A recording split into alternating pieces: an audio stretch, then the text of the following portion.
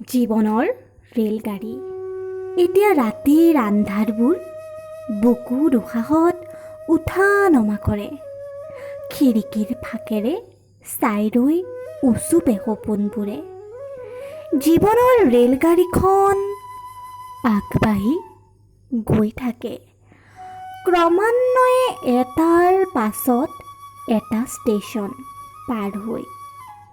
মাজে মাজে ভোক লাগিলে কোনোৱে কিনি লয় প্ৰয়োজনীয় সামগ্ৰীবোৰ আৰু খাই শুই পৰে গভীৰ টোপনিত।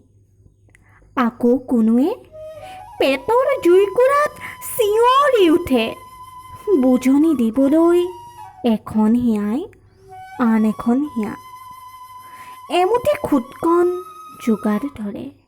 সিহঁতে খাই শুই পৰে ঠিকেই, কিন্তু সিহঁতৰ ভোকবোৰ জাগি থাকে আন এদিনৰ অপেক্ষাত।